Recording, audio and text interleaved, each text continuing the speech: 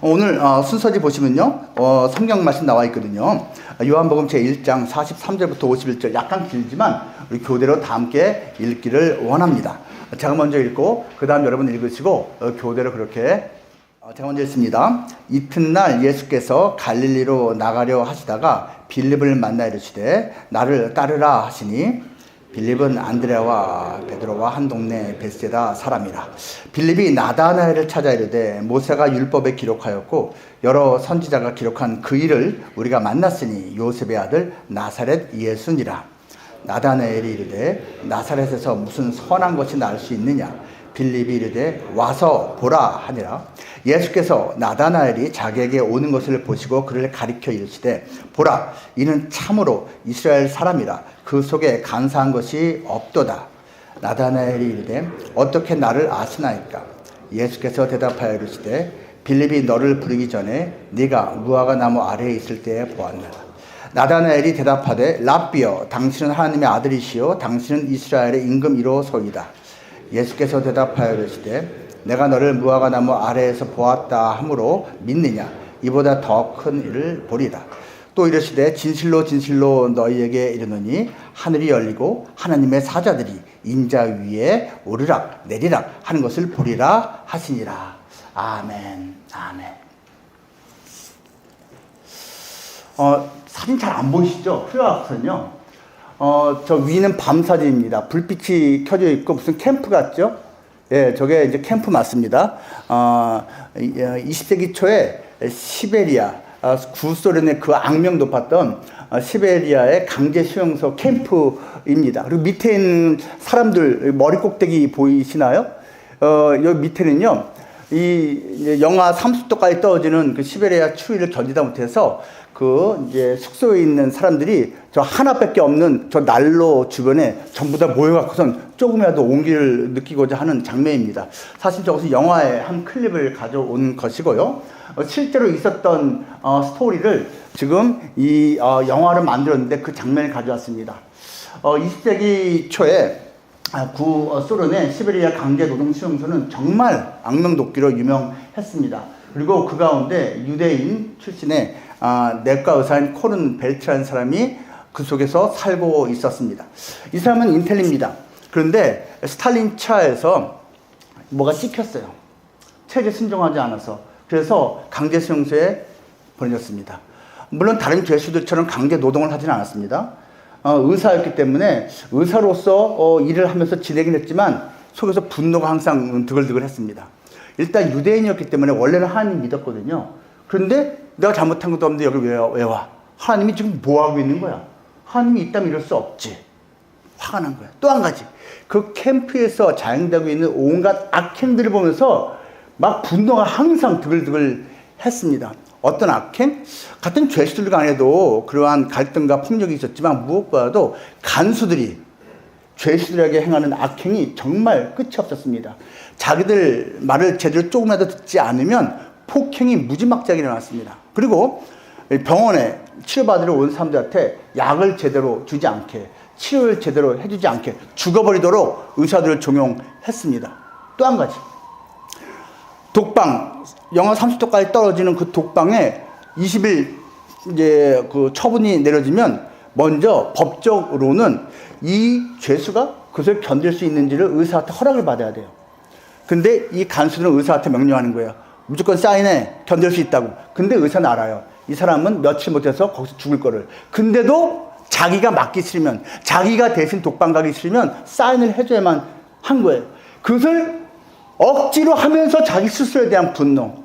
근데 자기도 죽기는 싫으니까 불의에 따라야 되는 그 부조리에 대해서 자기와 주변 환경에 대한 이 분노가 드글드글 하던 상태로 코른벨트는 하루하루 살고 있었습니다.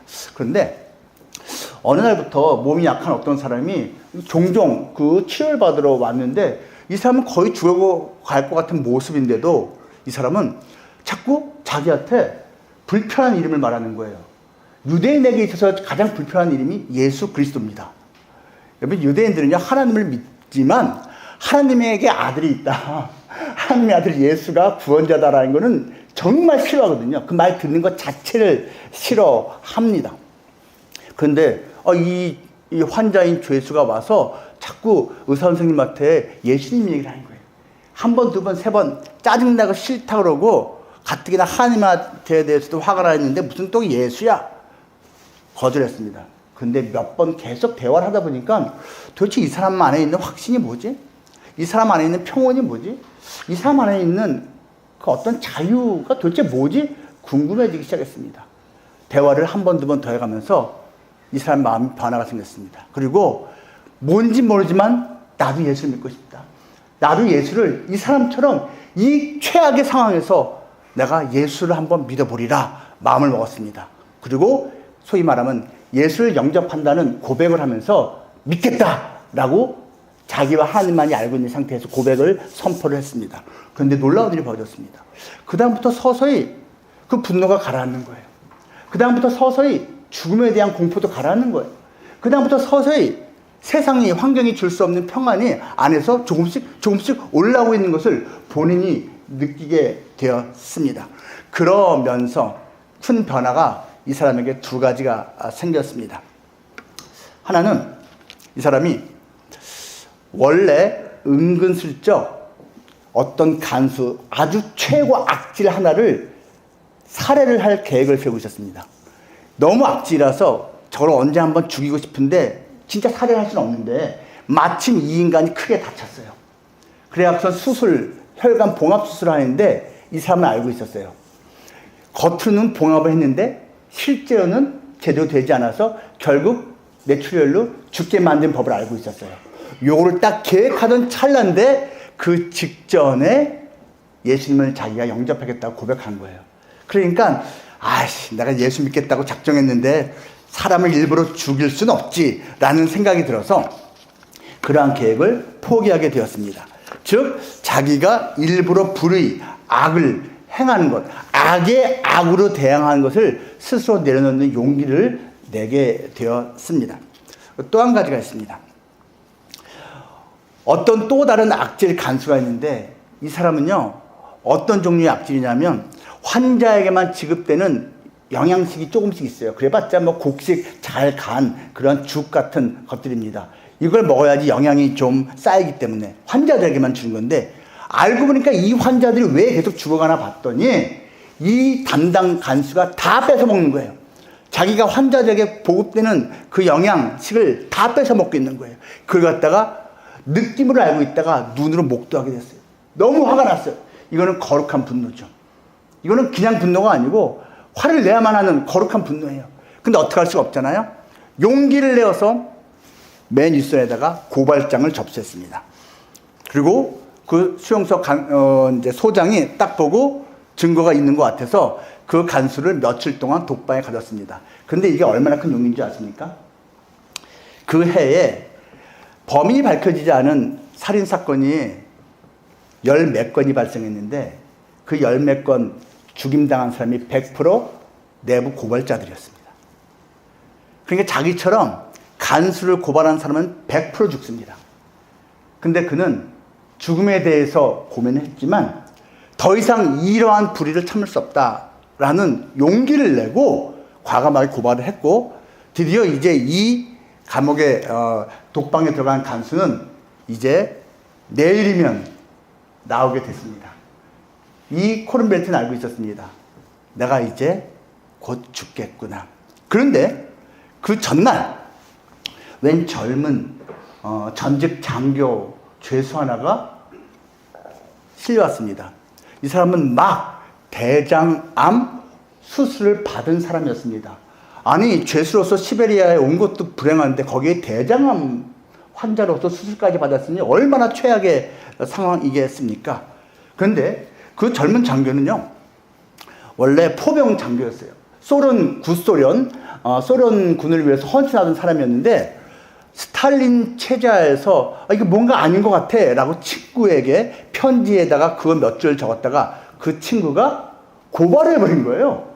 그래갖고선 배신당해갖고선 10년형 시베리아 강제노동형을 받고선 여기에 온 겁니다. 그러니까 이 젊은이 속에서 얼마나 배신감, 분노가 막 올라가 있습니까? 게다가 이 사람은 무신론자였지만 믿지도 않는 신에 대한 분노가 있었어요. 신이 있다면 나한테 이럴 수 없지.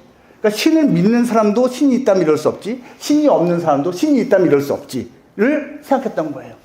근데 암 수술을 받고 이제 마취가 깨어나는데 밤인데 원래 아무도 없을 것 같은데 이 의사 코른벨트가 이 젊은 장교를 돌봐주기 시작했어요.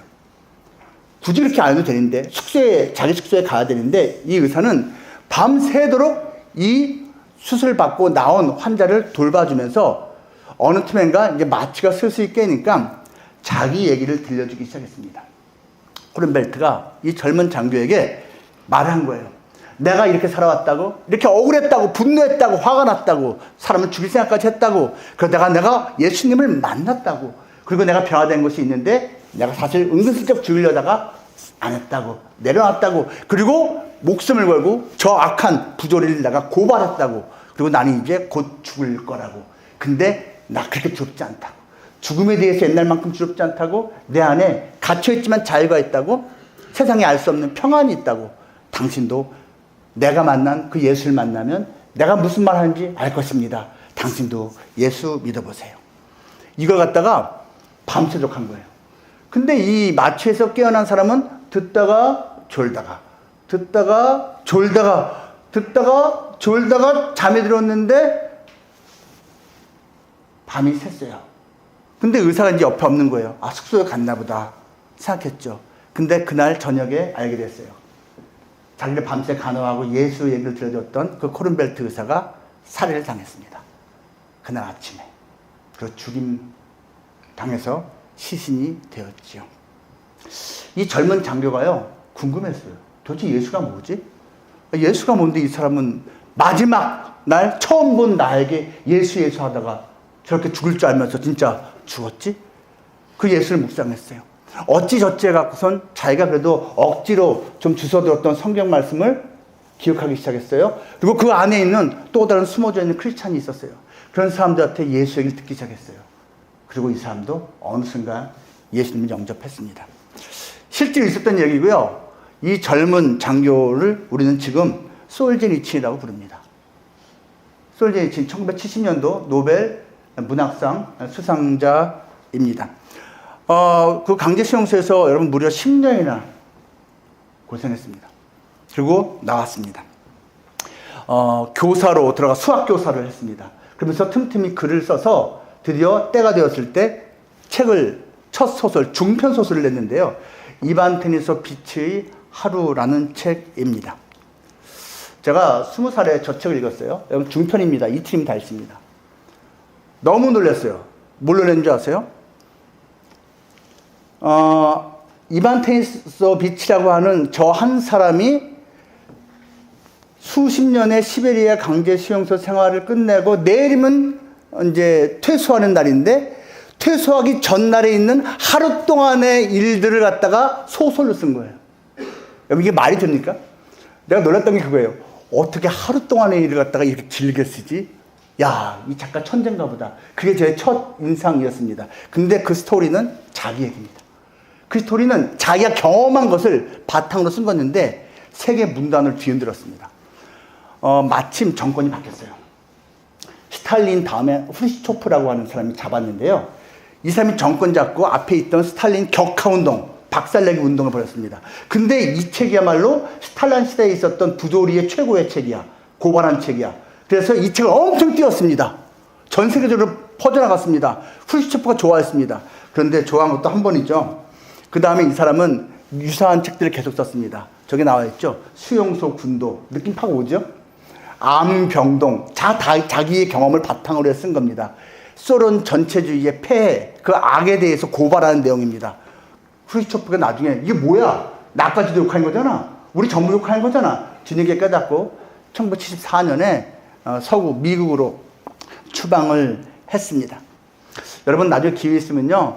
저 이반텐에서 빛이 하루라는 책을 한번 꼭 읽어보시기를 추천합니다. 그는 그 구소련의 전체주의를 비판합니다. 일당 독재를 비판합니다. 그 억압, 그 폭력을 엄청 비판합니다. 그렇다고 해서 미국 가서 미국 칭송한 것도 아닙니다. 그럼 미국에 가서요, 서구의 자본주의를 비판합니다. 황금 맞는지, 하나님을 믿는다고 하지만 신은 돈이 신인 그 사회를 비판을 합니다. 그리고 서구 사회의 비인간화를 개탄합니다.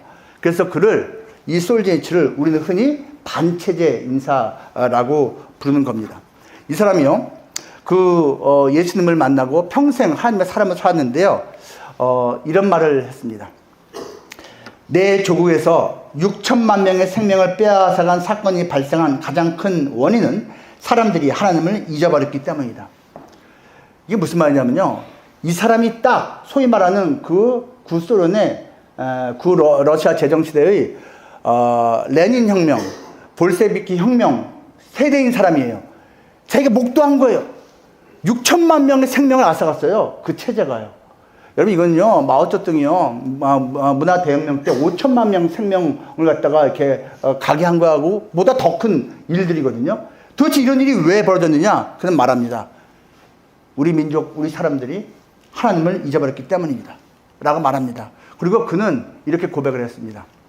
나에게 있어서 전 우주의 중심은 바로 그리스도입니다. 라고 고백했어요. 이 사람은 말하는 거예요. 내 삶에 있어서의 온 우주의 센터 피겨는 그리스도라고 고백을 합니다. 여러분, 이건 되게 거창하게 얘기한 건데 사실 이건 저의 고백이기도 합니다. 저 같은 크리스찬에게 있어서는요, 내 모든 삶의 우주의 핵심은 그리스도 예수님이거든요. 이거를 예수님을 만난 사람은 제가 무슨 말 하는지를 이해를 합니다.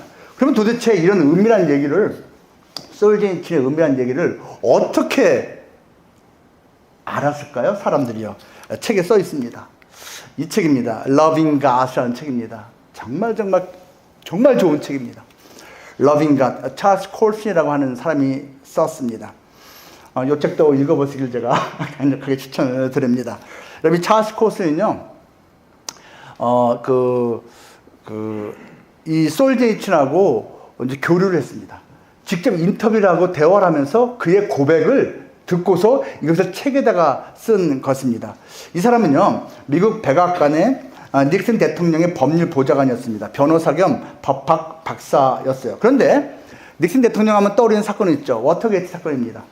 이 사람이 공화당 대통령인데 이제 재선을 위해서 상대 캠프, 민주당 진영의 상대 캠프를 갖다가 이제 이렇게 살피던 중에 몰래 그 측근들이 워터게이트 호텔에다가 도청 장치를 심었어요. 근데 그게 우연히 발각이 된 것입니다. 그 스캔들이 어마어마했습니다. 근데 이걸 조사하는데 2년이나 걸렸어요, 사실은요. 결국 닉슨은 하야를 했습니다.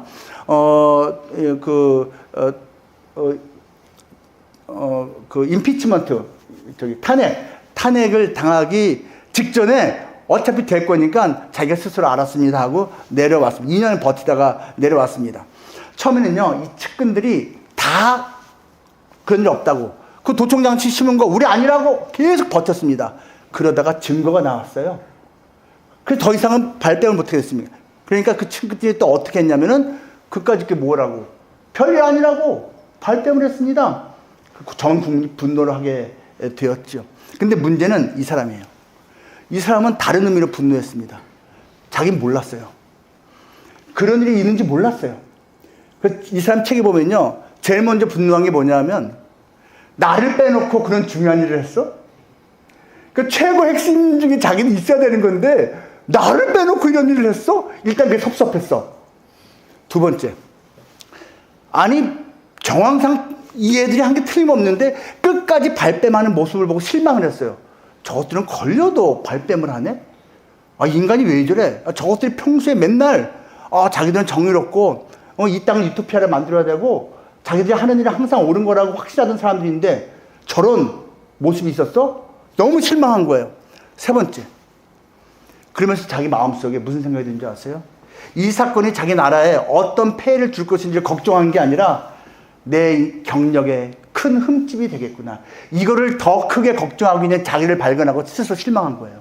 나라 걱정은 뒷전이고, 이거 내 인생에 이게 큰 흠이 생겼네, 이 걱정 때문에 8개월 동안 조사를 받았지만 이 사람은 무혐의로 풀려났습니다. 그런데 그 8개월 교도소에 있는 동안에 이 사람이 절망하고 고통스러워하고 살이 쭉 빠지고 죽고 싶어하고 하는 시간을 보내는 동안에 이 사람도 무신론자였는데요, 마음이 바닷가에 내려갔습니다.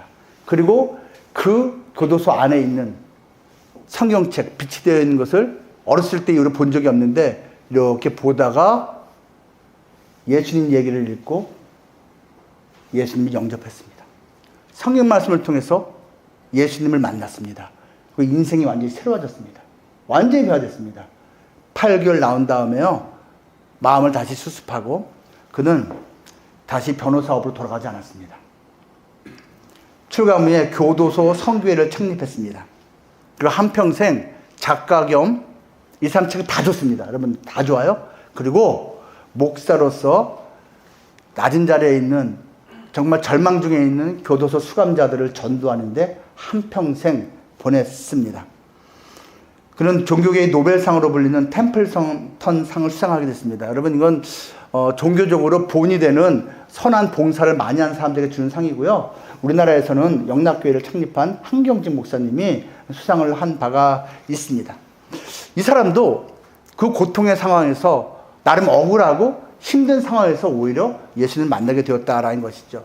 제가 대조적으로 한 사람을 더 얘기하려고 합니다. 제가 종종 인용하죠. 프리드리히 니체입니다. 이 사람이요. 언제 뭐 하나님이 없다, 하나님은 죽었다라고 말하는 사람 유명하잖아요. 이 책 자체를 썼어요. 그런데 이 사람이 나중에는 이제 정신병원에서 이제 광인으로 죽었는데요. 정신병원 들어가기 전에 쓴 책이 이 사람을 보라라는 책입니다. 여러분 이 사람을 보라라는 이 표현은요. 성경 구절이에요. 그거 아세요? 요한복음 19장 5절에 나오는 말씀입니다. 일부러 니체가 그것을 인용한 거예요. 예수님이 잘못한 것도 없는데 이제 정치적으로 이제 나쁜 마음을 먹은 종교 지도자들에 의해서 결국 죽임을 당하게 됩니다. 그래서 불법적인 재판을 받고 결국은 이제 로마 최고의 이제 결정권자에 의해서 총독에 의해서 십자가 사형을 받게 되기 직전에 그가 이렇게 묶여 있는 상태인데 동원된 그 악한 종교 지도자들에 의해서 동원되어서 예수를 죽이시오! 십자가형에 처하시오! 외치게 만든 군중들이 모여 있는데 이 총독이 묶여 있는 예수를 끌고 옵니다. 그리고 세웁니다. 보여줍니다. 그리고 이렇게 말합니다. 에케 호모. 이거는 이제 고대 로마어이고요. 무슨 말이냐면 보라 이 사람이다 라는 뜻입니다. 보라 이 사람이다. 너희들이 그렇게 죽이고 싶어하는 이 사람이다. 근데 내가 조사해보니까 죽일 일이 없어. 왜 죽여야 돼? 너희들이 죽이고 싶어하는 사람 이 사람 맞아. 이런 뜻입니다. 에케 호모. 근데도 죽은 종들은 죽이시오 했죠. 유명한 그 장면입니다. 근데 이 니체가요, 이 책에서 무슨 내용을 썼는지 아십니까? 에케 호모, 보라 이 사람은요, 예수를 보지 말고 니체를 봐라라고 썼습니다.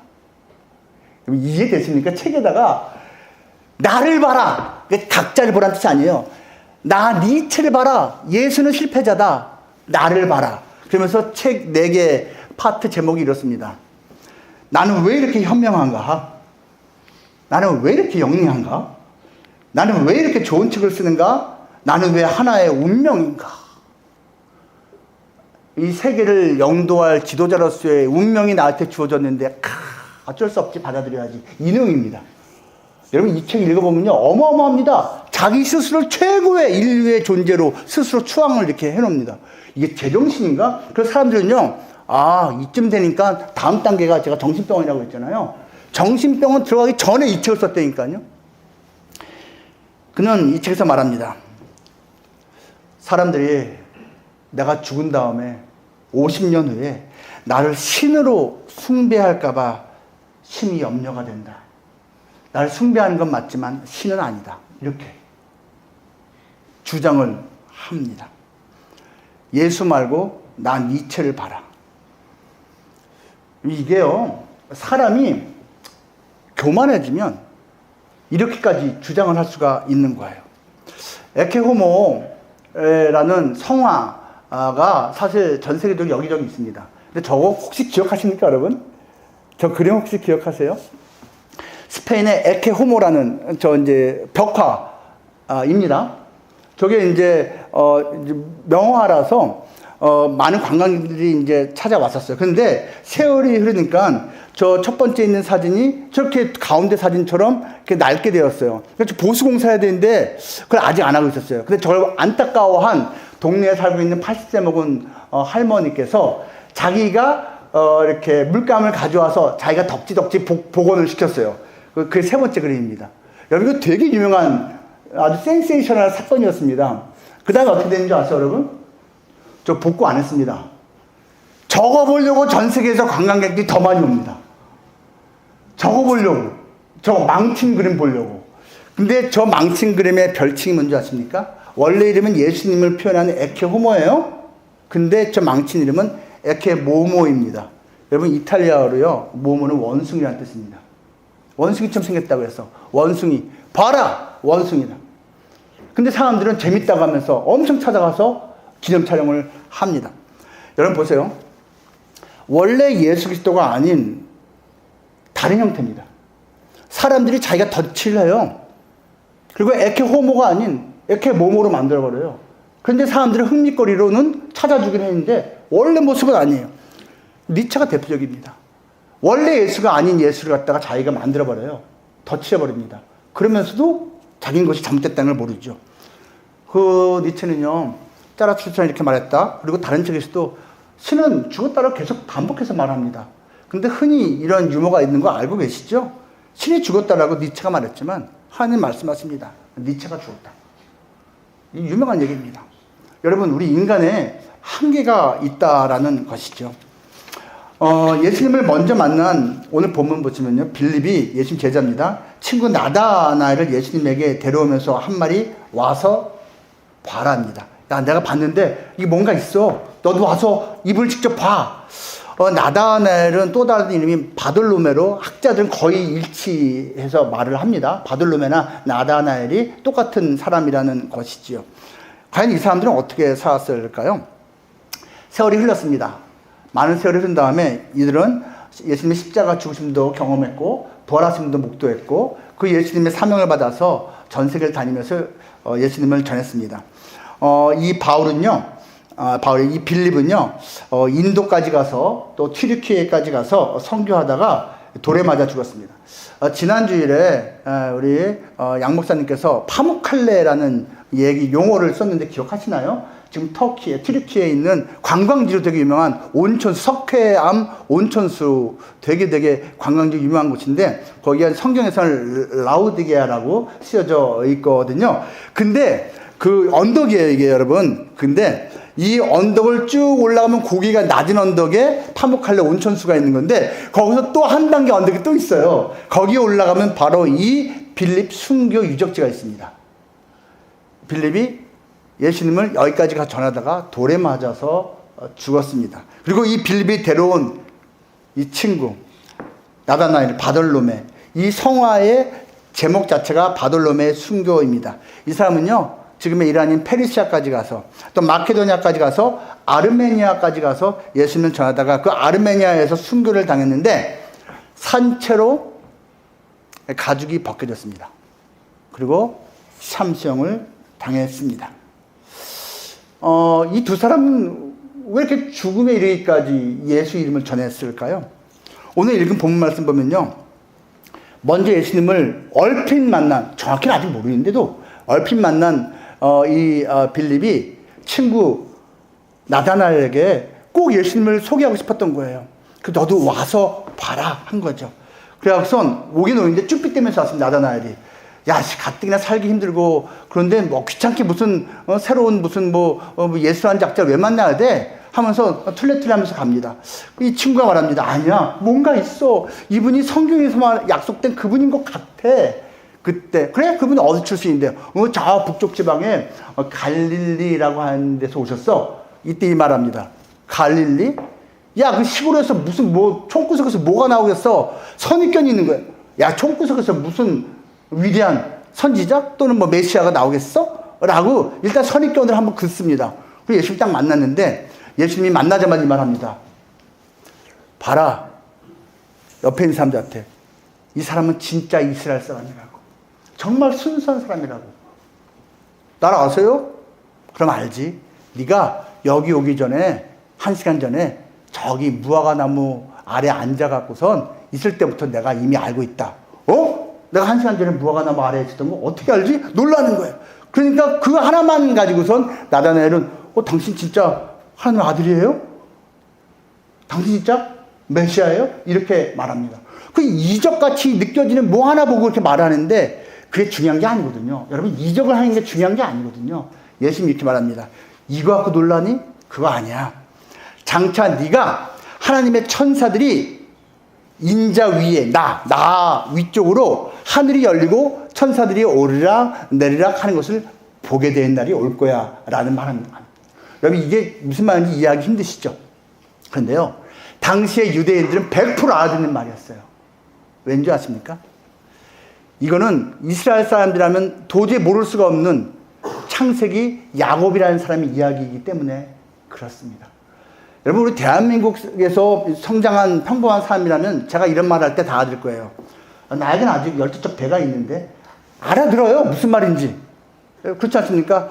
아휴, 아버지라 부르지 못하고 참. 그럼 알아들어요, 그냥. 배경 설명 안 해도. 요게 딱 그거예요, 유대인들에게는. 유대인들의 조상이 이스라엘이라고 불리는 야곱이에요. 원래 야곱이라는 이름인데 하나님이 이스라엘로 바꿔준 이름이에요.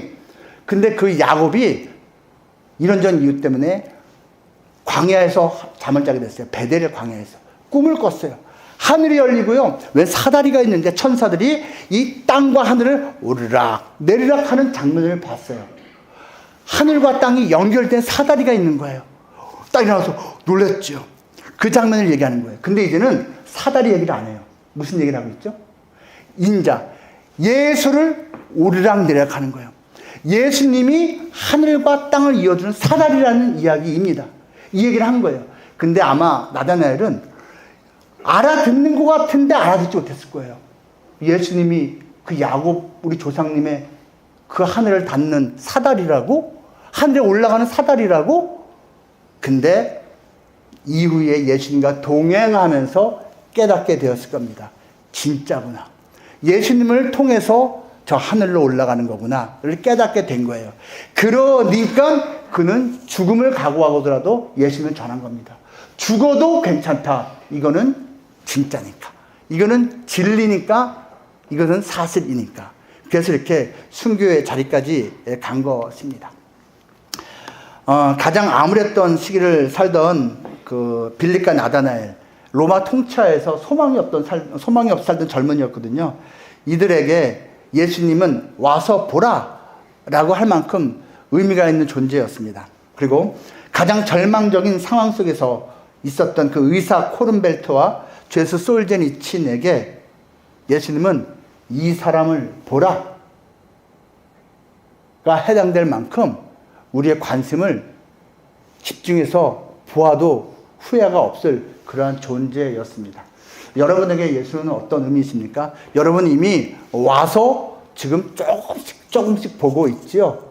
그리고 언젠가는 여러분 스스로가 여러분 가족이나 친구들한테 말하게 될 겁니다. 너도 와서 봐라. 그런 날이 꼭 올 수 있기를 주님의 이름으로 축복합니다. 기도하겠습니다.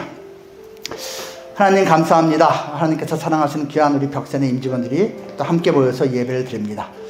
한 해 동안 함께 하신 거 감사합니다. 정말 또 내년도 후년도 변함없이 함께해 주옵소서. 만만치 않은 시간 속에서 열심히 일했습니다. 주님께서 격려해 주시고 참 귀한 것으로 갚아주시기 원합니다. 지치지 않게 또 새로운 힘을 얻도록 주님이 도와주시옵소서. 나라가 뒤숭숭합니다.